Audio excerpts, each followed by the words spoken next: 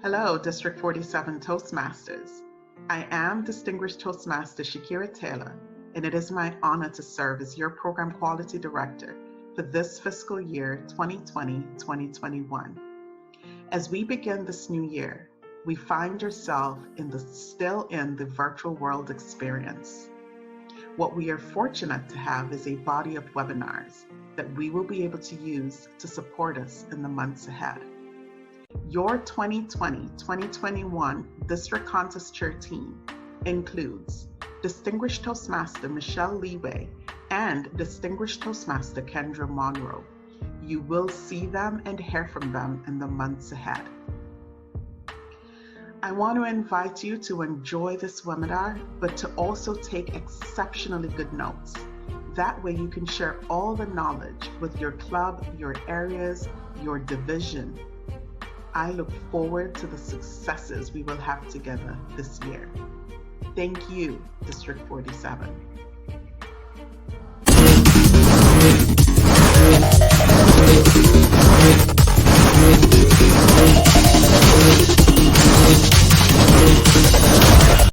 Hello, our fellow Toasties of District 47.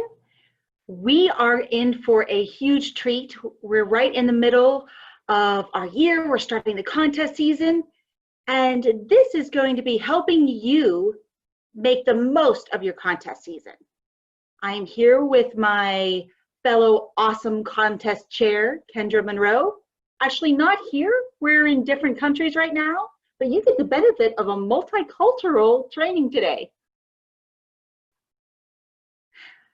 We're going to start off, this is going to be behind the scenes of our contest season.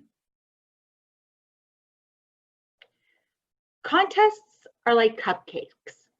Everyone thinks it's the speakers, it's all about the speakers. The speeches are the icing on your cupcake, but all the functionaries, they are what hold up that icing. They're the ingredients to help support those speakers. If you don't have those ingredients, those people there hold up the speakers, you don't have a good contest. We are lucky enough to have a fantastic website at www.toastmasters.org. Everything that you are going to need for your speech contest is right there. If you log in, you go to resources, boom, speech contest is in the second column right in the middle. You will find everything you need there, from guides, from timer forms, from ballots. Everything you need is right there, and whatever's not there, you can go to our website and we'll discuss that later. Go ahead, Kendra. Thank you, Michelle, and welcome to all of you here with us. It is certainly a pleasure for us to present to you today. We'd like to help you with the ingredients of what will make your contest a quality contest, and we'll dive right in.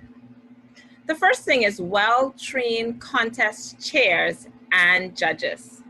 Now, contest chairs must be familiar with the contest flow, also the checklist, and of course, organizing the contest. There's also the planning.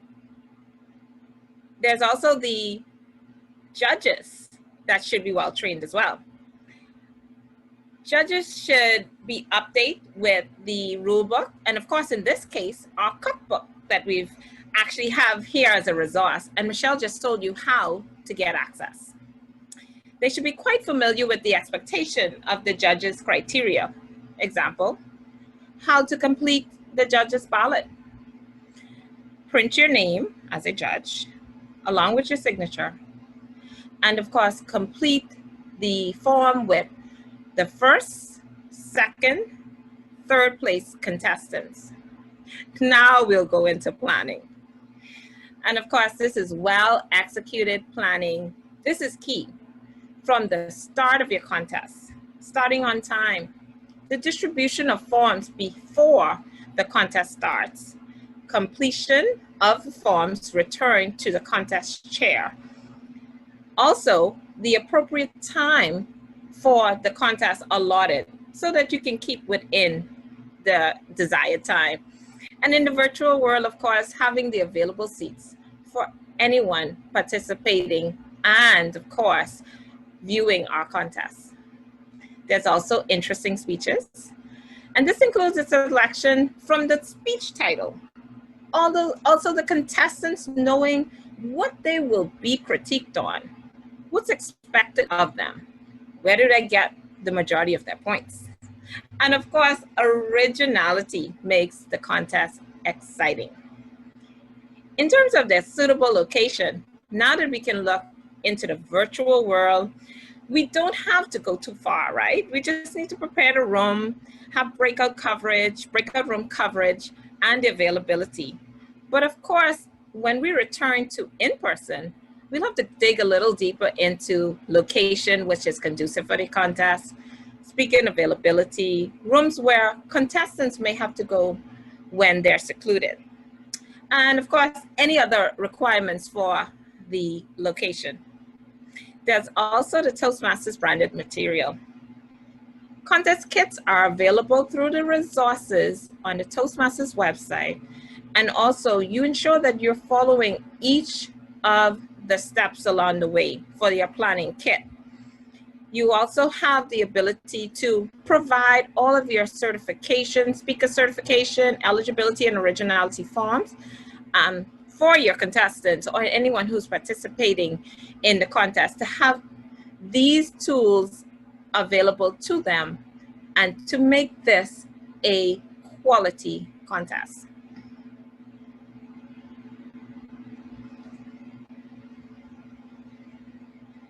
The cookbook. Michelle? The cookbook is what we were talking about. We are talking about the goodies. We are talking about everything that you need to know, all your ingredients to make sure you have that successful contest. This is the speech rulebook. This is what it looks like this year. If you go to the website, they may have updated it since they are updating this on a yearly basis with new pictures and any rule changes. But this is how you will find out exactly what you need for each contest, what the requirements are for each of the roles, what the requirements are for each of the functionaries. This is where you want to go. This is what we will lead by, and this is what we will reference whenever you have a question. This is your go-to book.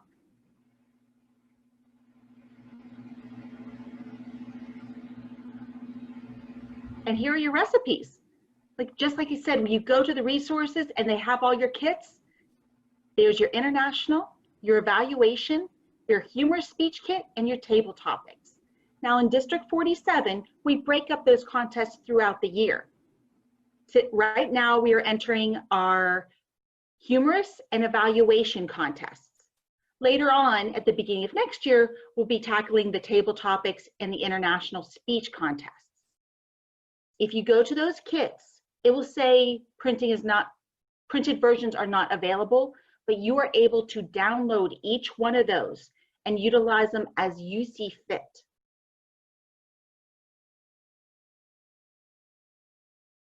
And this describes what all your ingredients are for each contest. It gives you the rule books, the timing sheets, the certification for the judges, the certification for the speakers. It goes through the counters tally sheets, the biographical information for the contestants. Some clubs use that, some clubs don't. It is completely up to you and your timing parameters. It has the evaluation contestant notes, which evaluation contestants must use. You are not allowed to use separate pieces of paper anymore. They want you to abide by the rules of the evaluation contest, so everyone has the exact same topics, the exact same resources and materials. They also have the notification of the contest winners, the certificates, so you can download there and you can show them, or when we get back to our normal meetings, you can pass them out, and results forms. And the same thing for your humorous speech contest. All your ingredients right there. Go ahead, Kendra. In these slides, we will speak about the front of house. And these includes the contest chair, contest masters, the contestants, sergeant-at-arms, and of course, where applicable, the raffle masters. We'll first of all go through the responsibility of the contest chair. And of course, as I started to speak about, ensuring the room is appropriate for a contest. This can include the amount of seats available when we're in person. Of course, your responsibility will also be, according to who you are planning the contest, ensuring that in the virtual world, you will have enough seats for persons to view the contest, breakout rooms, and availability of technical support. And of course, the district does supply. There's also the need for briefing areas. In the virtual world, you definitely will need breakout rooms availability in the room. Now, Michelle just went through utilizing your contest planning tool. Beforehand, you are to ensure that all of the functionaries and contestants are indeed eligible to participate in the contest and aware of his or her role along with the ability to perform these roles.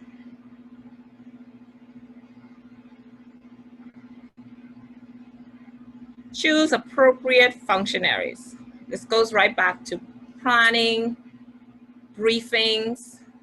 It ensures that everyone knows exactly what to do. For example, there are scripts available for contest masters and chief judge. Ensure that it's readily available so that they'll know exactly how to walk through the contest process. Confirm eligibility of all contestants. And of course, this is done beforehand. Each year, there are some amendments to these rules. And it is important that everyone knows what is exactly in what we consider the cookbook, as you know it, as the rule book, to ensure that eligibility is confirmed. Also, distribute appropriate forms to contestants and scripts to the contest master and chief judge. This is done systematically. Everything is readily available to you in terms of resources. You can get it from the D47 website, or you can go on Toastmasters.org and ensure that you click on the icons that will take you to all of the resources. You are set up for success when planning your contest. Test timing lights before the contest. Of course, in-person meetings, this was quite easy. The timers are set up in an area in which you're able to see the lights clearly. And of course, testing is quite important. In the virtual world, you can do the same with ease, ensuring that the contestant, before each contestant speaks, you can have the testing of the lights done, and they can confirm by any choice granted by the contest chair. Conduct contestant briefing and speaking orders. And of course, this is important because you have the opportunity now to familiarize yourself with the speech titles and, most importantly, the pronunciation of each contestant's name. This is important. And of course, we tell you exactly how that happens through indication of the name, speech title, and name of each speaker. Take an opportunity to do this beforehand so that the process can be a smooth one.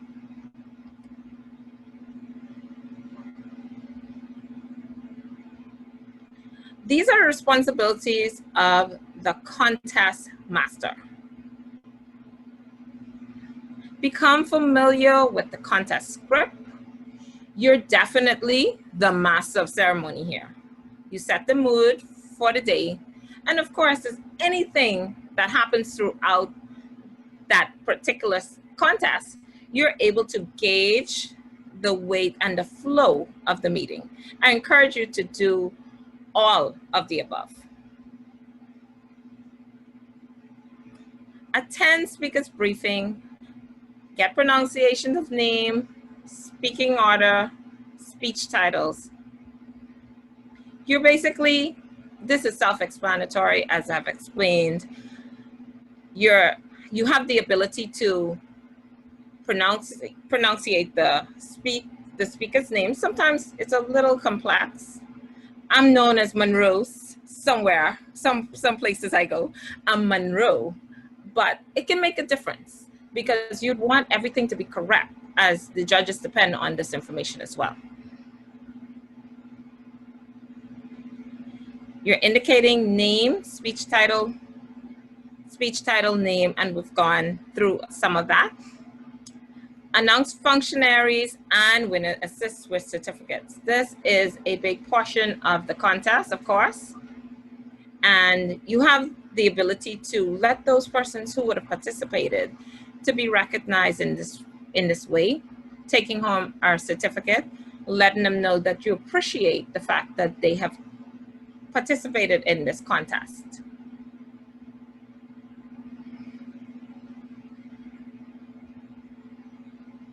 And we'll go on to the responsibilities of the Sergeant at Arms. The Sergeant at Arms really continue with the order of the meeting itself. And they maintain the complete order. They accompany contestants to the room. In the virtual world, of course, there is a portion of monitoring of the contestants. And this is key in terms of ensuring that the contest rules are abided by. Once the contests begin, do not allow anyone to enter the room. And of course, this does not disrupt or interfere with the flow of the contestant, does not give anyone an unfair advantage. Supervision of contestants during the preparation and between presenters. And this is important because this is the time when contestants, they're ready to go. You want to ensure that everything is abided by in terms of the actual contest in which you are attending. So Sergeant at Arms has a very important role to play in this process. And we'll go through the contestants' responsibilities, and they are as follows. Review eligibility to compete in the contest, and of course, forms are filled out beforehand, so we can ensure that this happens. Prepare quality speeches for contests according to timing rules, and preparation is key. You basically know exactly what you're going to be, the criteria for each contest. So the contestants have a responsibility to search and look into that. And of course, they within time. Review the rule book. This is most important. As indicated in this rule book, things change and there are amendments to the rules. And of course, you can know this by an indication of a diamond on the side of each one each year. So contestants, although they may be familiar with the process if they're a repeat contestant, they know now which rules would have changed. Attend contestant briefing and submit eligibility form. And of course, this is very important in order for this process to go through. Should be completed and returned in a timely fashion. Inform the contest chair of any props you plan to use. And of course, you as a contestant, you are responsible for the movement of any of your props as the contest, before the contest starts, your time in order to speak. Thank you, Michelle.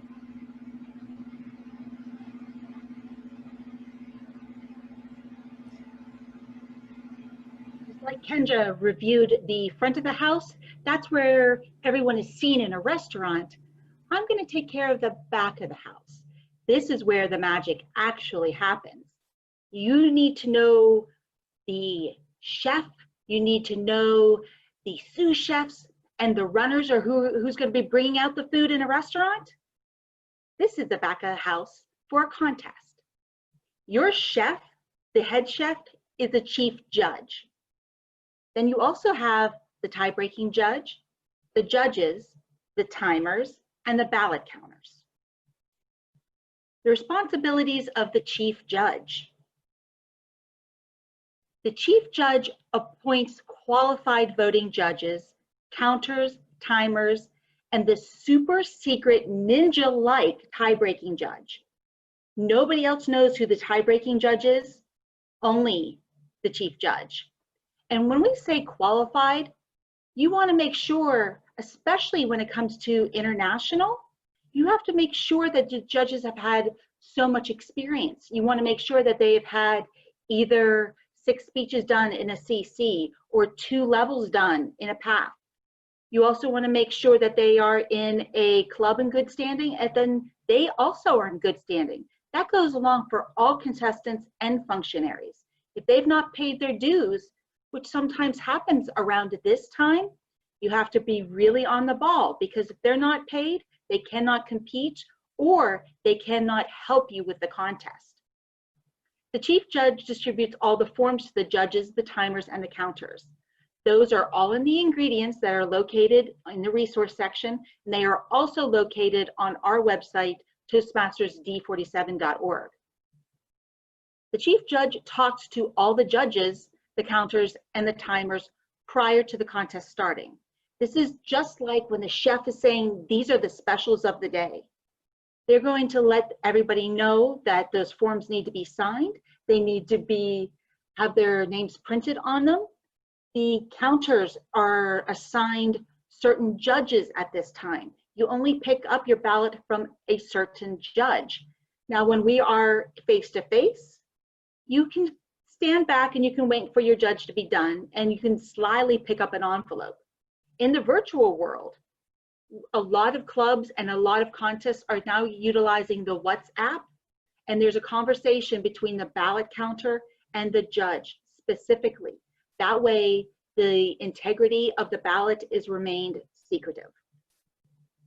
The judge conducts the judge's briefing for the voting judges, counters, and timers, collects the timer's form and the tie-breaking judge during the contest. At the very end is the responsibility to get the timing sheet from the timers. If there's a timing disqualification, that's the only way they'll know.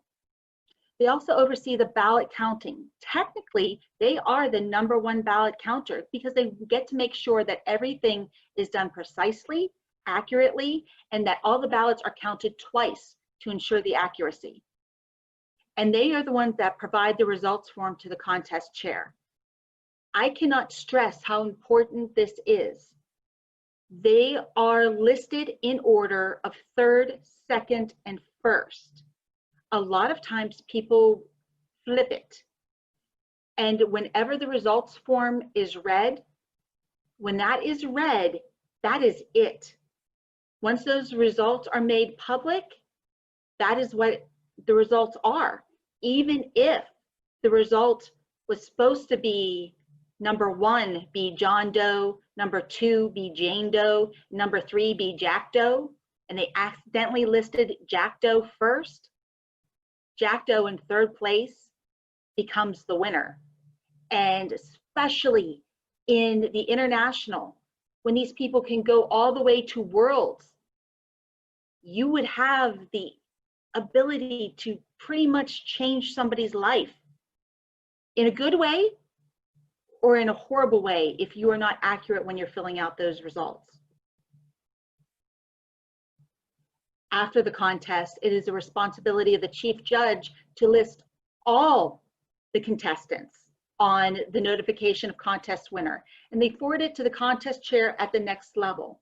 If the contest chair hasn't been named yet, you forward it to either the area director, the division director of the next level.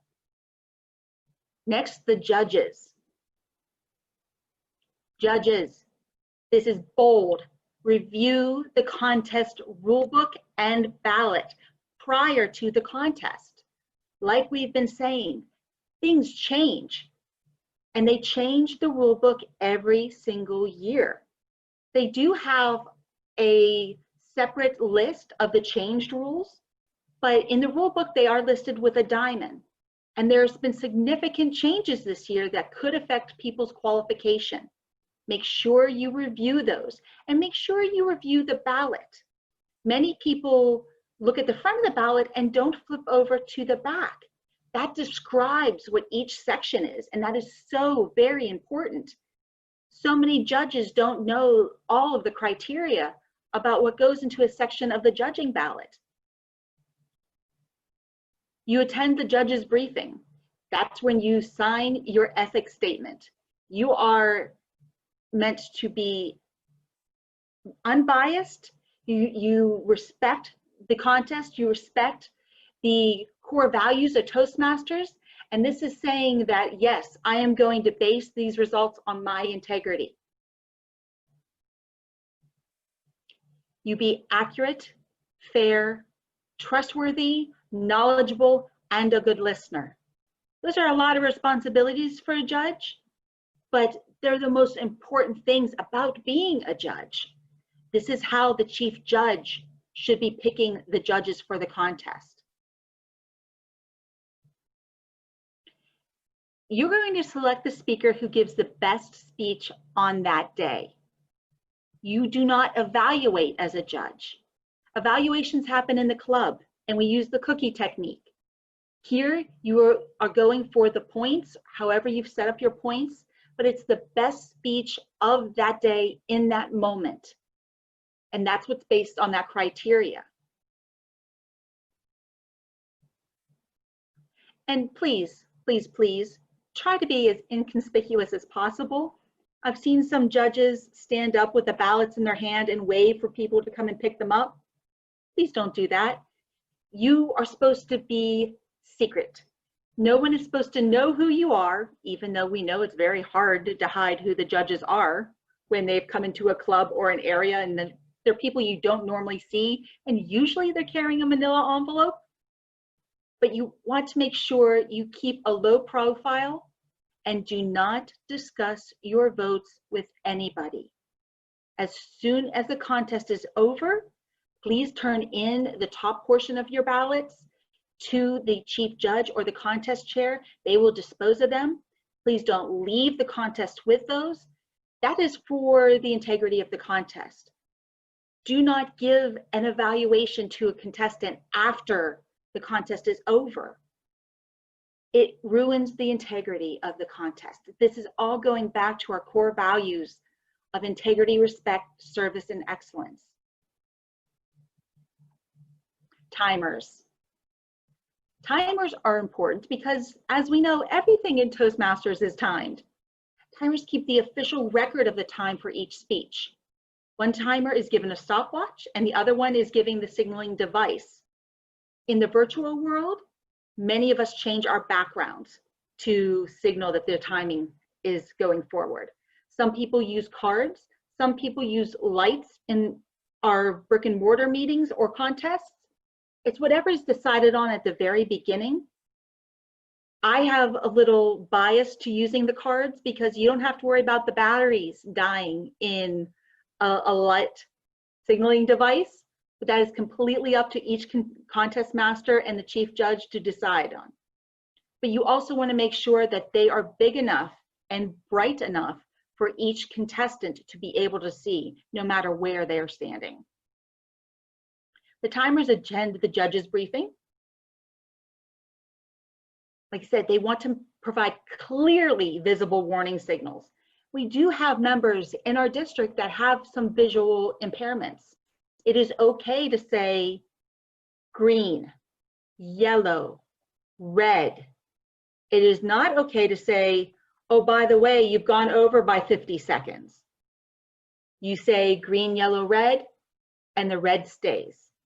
Just like if they were seeing the signal would stay up displayed until they ended their speech. There's no signal if somebody goes over time. And you also get to keep track of that minute between the speeches, the 2 minutes after the final speaker, and the timing of any breaks. We have to keep things moving. Contests can take a long period of time, especially if it's a combined contest. You're responsible for making sure we get out of there on time. And also some places, especially brick and mortar, will charge you extra if you've been there for too long. Make sure you keep the entire contest on time. Work hand in hand with the contest master, because they'll be the ones announcing and moving along the whole flow. It's more important than anyone can ever realize. the timers complete the timers form and give it to the chief judge. Be very, very careful about how you write your numbers on this.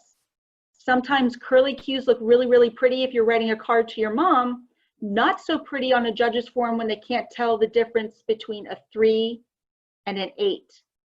A 3, you may still be within time. An 8, you're over. Be very, very clear when you're writing anything on the form.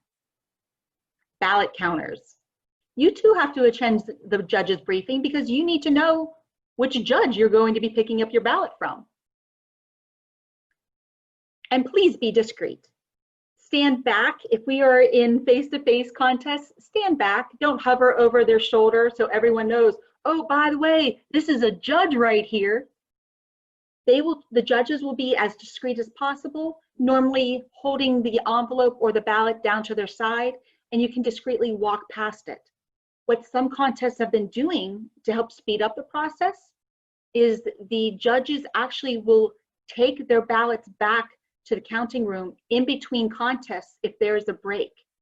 That way there's less obviousness of who's doing the judging at that time. You count the ballots with the chief judge, assigning the points as instructed on the counter's tally sheet. They will review this at the judge's briefing, which is why it's so important for you to attend. And it is written down. There's cheat sheets everywhere. So don't ever be afraid that you're going to put down a wrong number. And the good news is it's only 1, 2, or 3. We don't have to add any high numbers. No adding 9s or 7s or 8s, which throw people off. 1, 2, and 3, that's all you'll need to be doing in there. Please inform the chief judge if there's a tie, because that is when that super secret ninja tiebreaker judge comes in. The only person who will see that ballot is the chief judge. And just like I said with the judges, do not disclose any scores or anything written on a ballot. It's the same for the ballot counters. Please keep the integrity of the contest close to your chest. And after you get all this put together, look at the final results. It is the most beautiful thing you could probably have ever put together. If you look in this picture, that lovely woman beaming over on the right, she is Anita Fain Taylor, and she represented D47 in the World Championships and came in 3rd place. We burst with pride every time we look at her smiling face. But you, as contest functionaries, could help the next Anita Fain Taylor get up to the World Championships. I'm going to stop sharing my screen and share with you that go to Toastmasters D47.org. We have a page there that has not only everything from Toastmasters.org, but we have scripts. We have a planning tool that you can put everything in and keep it in one place. We have virtual trainings like this. We have a judges training. We have this training. We have all sorts of fantastic resources that not very many districts have, by the way. So kudos to our PQD, kudos to our PR manager and our webmaster putting everything together to make you succeed during this contest season. Any final words, my friend, Ms. Kendra? Yes, Michelle, thank you so much for being with us here today. And of course, use this tool for future reference. Contest season, whenever it's coming up, ensure that everyone has an opportunity to share in this wealth of knowledge that was put together. And until next time, thank you, Michelle. We want you to have a fun, we want you to have a successful contest season. Kendra and I are here if you have any questions. You can reach us by email at contests@toastmastersd47.org. That's contests@d47.org. The email will come to both of us, and we're very good at getting back to people within 24 to 48 hours max. If you need anything, don't be afraid to reach out to us. Also, that you can reach Toastmasters World Headquarters, and you can go to their speech contests help, and they will also reach back and help you out however you can. We want nothing but success for you. We want to see fantastic opportunities and fantastic speeches. And thanks for spending a little bit of time with us today. Have a great day, Toastmasters. Have a fantastic season.